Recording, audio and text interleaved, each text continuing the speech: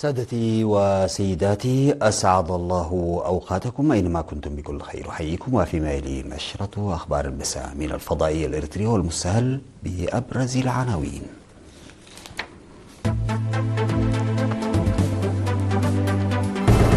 توزيع جوائز وطنية لتشجيع الزراعة المصغرة المربحة. توزيع الأراضي على المواطنين بمديرية باروة. دعوة لتعزيز الوعي بسلامة العمال في أماكن العمل بإقليم عنسبة. دول عربية وإسلامية تدين انتهاكات إسرائيل لوقف النار في غزة. رئيسة المكسيك تتعهد بإرسال مساعدات إنسانية إلى كوبا.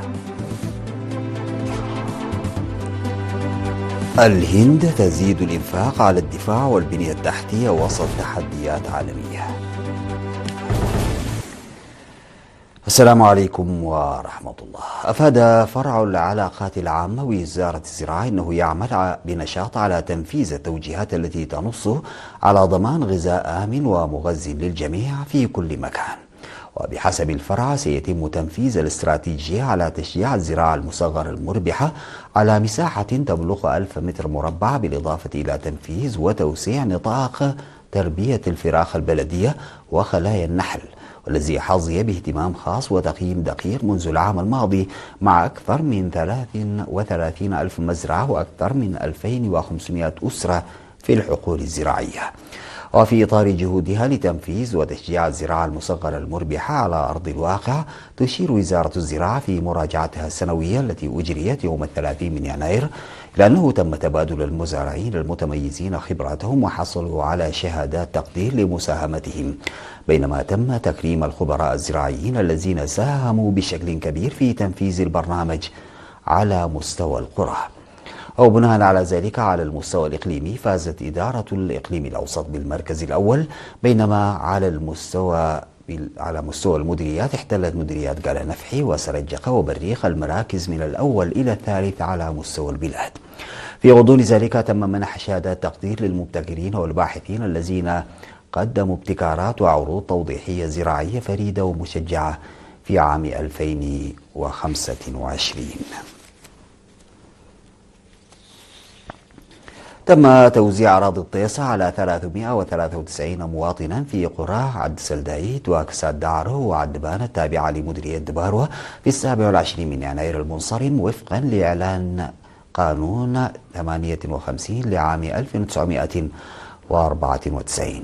وبناء على ذلك تم منح 139 مواطنا من بينهم 48 امرأة 270 مترا مربعا من الأرض لكل واحد منهم في عد سلدايت، و166 مواطنا من بينهم 36 امرأة في كساد دعرو، و88 مواطنا من بينهم 22 امرأة في عدبانة. وأفاد مدير مديرية دباروة السيد فرونجيل تخلا هيمانوت في كلمته أن 406 من المواطنين تقدموا بطلبات للحصول على أراضي الطيسة، وإنه سيتم توزيع الباقي بعد استكمال الإجراءات المطلوبة منهم.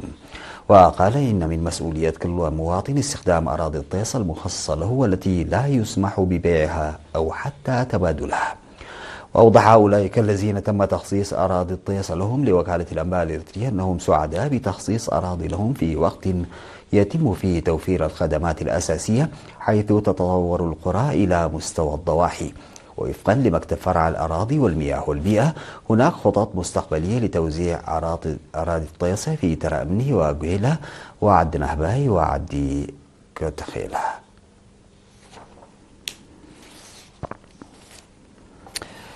صرح مسؤول وحدة العمل بفرع وزارة العمل والرعاية الاجتماعية بإقليم عنسبة السيد صهي حقوس بضرورة رفع مستوى وعي العمال وأصحاب العمل بأهمية سلامة العمال في مكان العمل.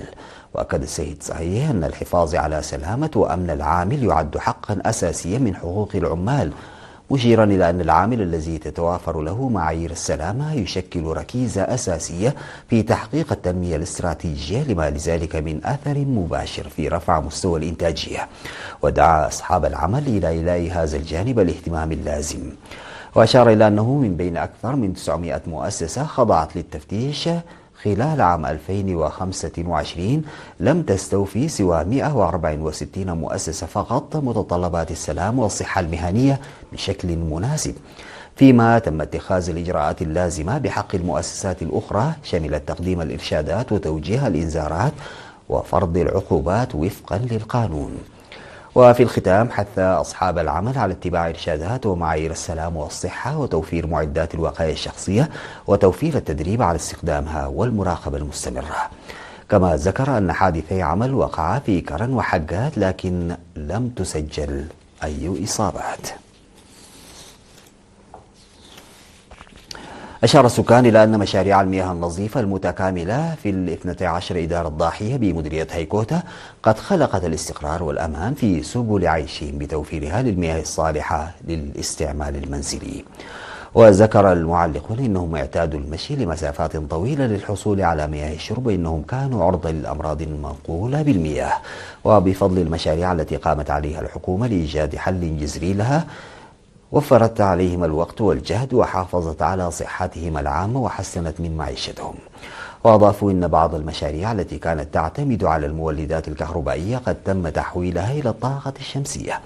وأوضح مسؤول تنمية المياه السيد أخبرهم تخلاي بدوره أن سعر برميل المياه النظيفة قد انخفض من 7.5 نقفة إلى 5 نقفات في المشاريع التي تم تحويلها من المولدات لتعمل بأنظمة الطاقة الشمسية، بالإضافة إلى دمج 5 محطات للتوزيع في بلدة هيكوتا. وكذا مسؤول وحدة التنمية الاقتصادية بالمديرية سيد هينوك صقاي أن الجهود جارية لإصلاح المشاريع التي تضررت بسبب سوء الإدارة في ضاحية قراشة، وحث السكان على استخدام مشاريع المياه الخاصة بهم بمسؤولية لضمان استمراريتها. تلقى ما مجموعه 175 طالبا ثانويا، من بينهم 64 طالبة قدموا من 16 مديرية و33 مدرسة ثانوية على مستوى إقليم القاشبركة، تلقوا تدريبا في الإدارة والقيادة في مدينة بارنتو. ركز التدريب على أهمية التنظيم ودوره وتأثير الأقران وضغطهم والمفاهيم الأساسية للإدارة والقيادة وعلم النفس، علم نفس النجاح وآداب الفلسفة وإدارة أعمال الفريق والعمل الجماعي. وأوضح مسؤول التأطير في مكتب الشباب والطلاب في القاشبركة الشاب دخل زرقه أن أهداف التدريب التي استمرت ل5 أيام تشمل رفع مستوى وعي الطلاب والتعريف ببرامج الاتحاد الجديدة وتدريب الشباب المؤثرين وتبادل الخبرات فيما بينهم. وأضاف مسؤول فرع الاتحاد المكلف بالإقليم السيد ماريكوس غرمازيون أن التدريب جزء من الخطة الاستراتيجية للاتحاد للفترة من عام 2026 وحتى عام 2030، مضيفا أن الهدف هو تعزيز تنظيم الشباب في المناطق الريفية النائية وتعزيز مشاركتهم ودورهم الوطني ودعم برامج التنمية على مستوى البلاد. في الوقت نفسه ألقى سكرتير الجبهة الشعبية للديمقراطية والعدالة في القاشبركة السفير محمود علي جبرة سيمينار حول دور الشباب في تعزيز قدرات الاتحاد وتحقيق أهداف برامج التنمية. في غضون ذلك نظم فرع الاتحاد بالإقليم الأوسط دورة تدريبية مماثلة في الإدارة والقيادة ل250 طالبا وطالبة من طلاب المرحلة الثانوية، من بينهم 137 طالبة، وذلك في الفترة من 26 وحتى 31 من يناير المنصرم. وأشار رئيس اتحاد الشباب والطلاب السيد صالح أحمد الدين أنه من المتوقع أن يدرك المتدربون أهمية المعرفة التي اكتسبوها وأن يؤثروا بشكل إيجابي على أقرانهم في مدارسهم بفعالية ناضجة وواعية. شهد مركز صحة رافائيل ارتفاعا في معدلات تغطية الرعاية الصحية ما قبل الولادة إلى 60% في عام 2025.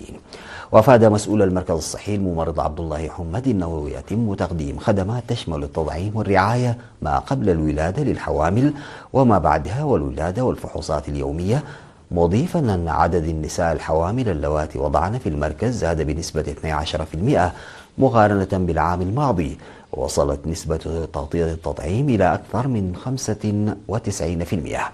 وأضاف إن حملات مستمرة تجري للوقاية من الأمراض المنقولة جنسيا، مما أدى إلى خفض معدلات إصابة الحوامل بالأمراض المنتقلة جنسيا إلى الصفر، حيث انخفض معدل الإصابة بمرض الملاريا بنسبة 20%.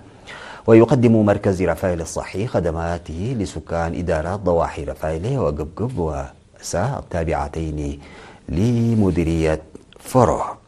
سادتي، بعد الفاصل أعود بالأخبار الخارجية.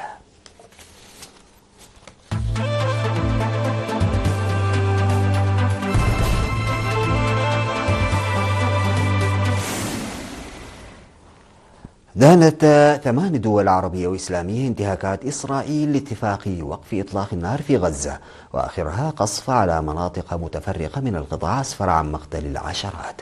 وكذا وزراء خارجية مصر والأردن والإمارات والسعودية وقطر وتركيا وإندونيسيا وباكستان في بيان مشترك أن هذه الانتهاكات تمثل تصعيدا خطيرا من شأنه تأجيج التوترات وتقويض الجهود المبذولة لتثبيت التهدئة وترسيخ الاستقرار، في وقت تتكثف فيه المساعي الإقليمية والدولية للمضي قدما في تنفيذ المرحلة الثانية من خطة السلام التي طرحها الرئيس الأمريكي دونالد ترامب وتنفيذ قرار مجلس الأمن الدولي رقم 2803.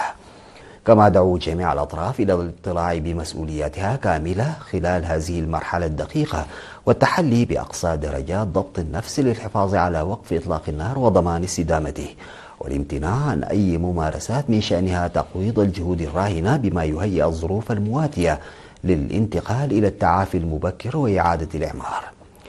وكانت قد أسفرت غارات إسرائيلية عن مقتل 32 شخصا على الأقل في يوم واحد، من بينهم نساء وأطفال بحسب الدفاع المدني في غزة.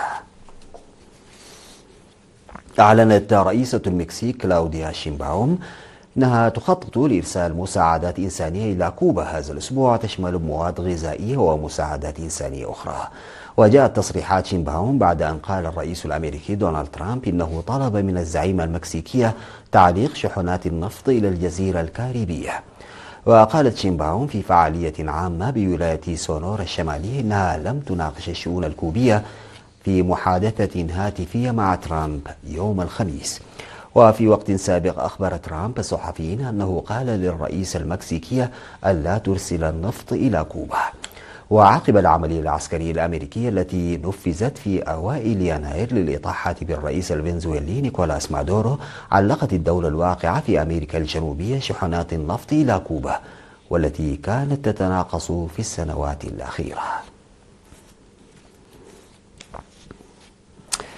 كشفت الهند عن موازنتها للعام المالي الجديد، والتي تتضمن زيادة في الإنفاق على الدفاع والبنية التحتية في ظل توترات إقليمية متزايدة وتحديات سياسية وإقليمية اقتصادية وعالمية.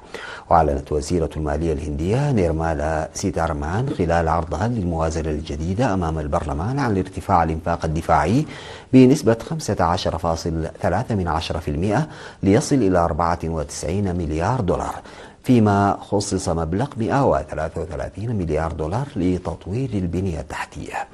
من جانبه وصف رئيس الوزراء ناريندرا مودي الموازنة الجديدة بأنها تاريخية، مؤكدا أنها تعكس التطلعات وتعزز مسيرة الإصلاح وترسم خريطة طريق واضحة نحو الهند المزدهرة، كما أنها تمثل طريقا سريعا للفرص.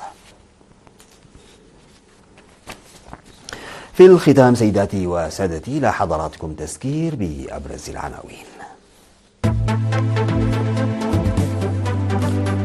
توزيع جوائز وطنية لتشجيع الزراعة المصغرة المنجحة.